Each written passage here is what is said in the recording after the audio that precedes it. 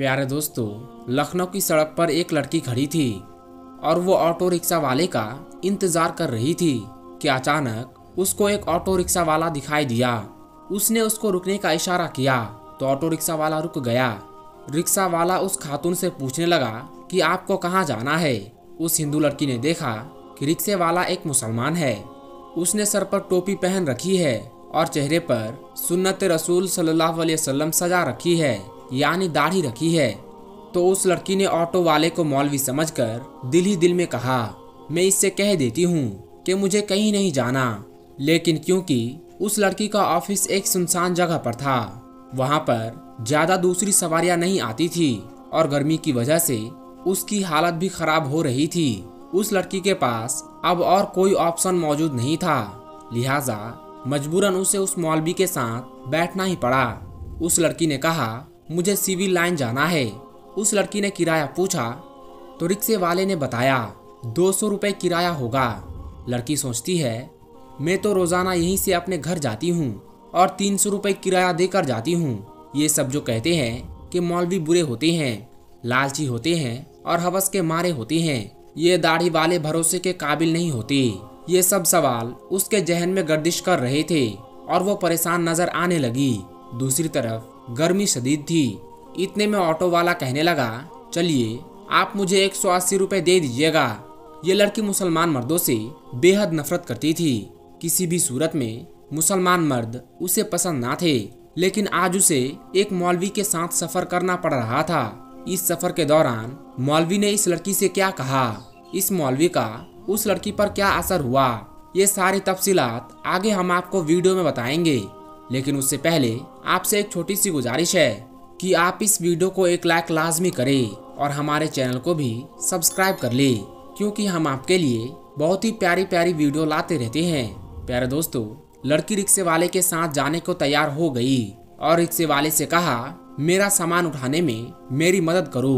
रिक्शे वाले ने सारा सामान उठाकर ऑटो में रखा और वो चल पड़े। दूर जाकर ऑटो वाले ने कहा, मैं दरअसल एक बयान सुन रहा था जो कि दरमियान में ही रह गया है। अगर आप बुरा ना माने तो क्या मैं इसको पूरा सुन लूं? ये सुनकर वो लड़की कहने लगी, हाँ मुझे कोई प्रॉब्लम नहीं है, आप पूरा सुन लीजिए। लड़की के ऐसा बोलने पर ऑटो ड्राइवर अपनी टेप को एक बार फिर से ऑन किया। उसमें एक मौलवी साहब औरत के पर्दे के बारे में बात कर रहे थे। ये ना चाहते हुए भी उस लड़की को अब वो बयान सुनना पड़ रहा था। वो लड़की लिबरल और बेदीन दोस्तों के साथ रह रहकर उसके दिल में मुसलमानों के लिए नफरत ही भर गई थी। मौलवी खूंखार भेड़िए होते हैं जिनका मकसद माल, हवस, लालच और औरत के जिस्म के सिवा और कुछ नहीं होता। मजहब के नाम पर पैसा बनाना इनका काम होता है। लेकिन ये लड़की अब इसी मौलवी के साथ ऑटो में थी और ना चाहते हुए भी एक और मौलवी का बयान सुन रही थी। इस बयान में मौलवी साहब गरजदार आवाज में बता रहे थे कि औरतों को पर्दा करना कितना जरूरी है। वो कह रहे थे, पर्दा अल्लाह ताला का हुक्म है। पर्दा औरत के जिस्म का मुहाफिज है। उसके चेहरे से लेकर जिस्म के तमाम हिस्से, हाथ और पाँव को ढककर हजारों की भीड़ में भी पर्दा उसे महफूज होने का यकीन दिलाता है। पर्दा औरत को शैतानी नजरों से महफूज रखता है। इसलिए अल्लाह तबारक व तआला ने कुरान पाक में फरमाया है, ऐ नबी अपनी बीवियों और अपनी बेटियों और मुसलमान की औरतों से कह दो कि वो अपने आप को चादर से ढांप लिया करे। इससे उनकी बहुत जल्द सनाफ हो जाएगी और फिर वो ना सताई जाएंगी और अल्लाह बख्शने वाला बहुत मेहरबान है। पर्दा औरत की इज्जत की सलामती का सामान है। इसके पाक दामन होने की भी जाहिरी अलामत है। हकीकत में पर्दे में ही औरतों की इज्जत है। लेकिन बेपर्दा औरत की मिसाल उस खुले गोश्त जैसी है जिस पर मक्खियां आकर बैठती है और उस पर बैठकर उसे गंद कर जाती है। हर कोई उसे खाने की निगाह से देखता है। ये बयान सुनकर उस लड़की को लगने लगा है जैसे कि ये सब अल्फाज उसी के लिए बोले जा रहे हो, क्योंकि जब भी वो अपने ऑफिस आती जाती तो हर आवारा लड़कों की नजर उस पर पड़ती। रास्ते में लोग उस पर आवाजें कसते। उसको ऐसा लग ही रहा था कि इतने में अपनी गली के बाहर पहुंच गई थी। उसके घर के सामने ऑटो रुक चुका था। लड़की ऑटो से उतरी और कहने लगी, आप मेरा सामान बाहर रख दीजिए। वो लड़की अपनी माँ को फोन करती है और कहती है, आप मेरे छोटे भाई सनी को नीचे भेज दीजिए।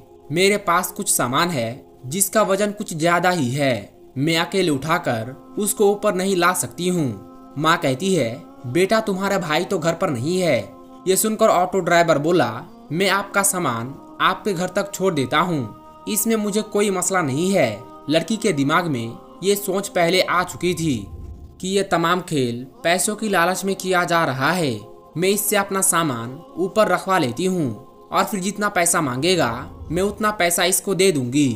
लड़की ने कहा, ठीक है, आप सामान घर के अंदर रख दे।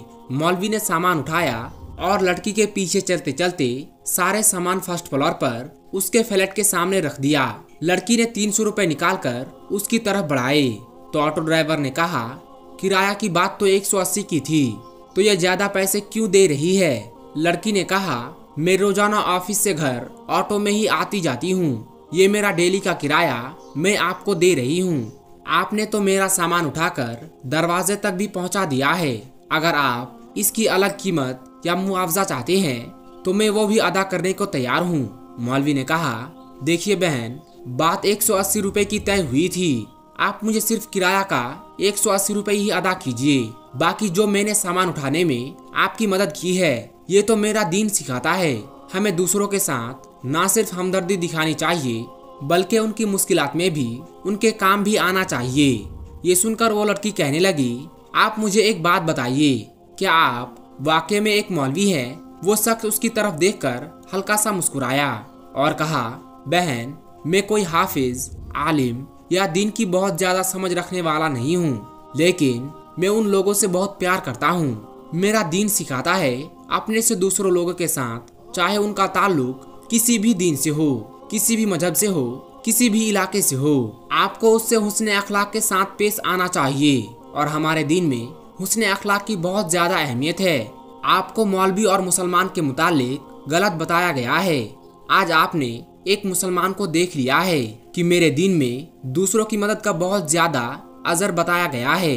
उसे ये बात कहकर मौलवी सीढ़ियों से उतरता हुआ चला गया। वो लड़की अपने घर चली गई।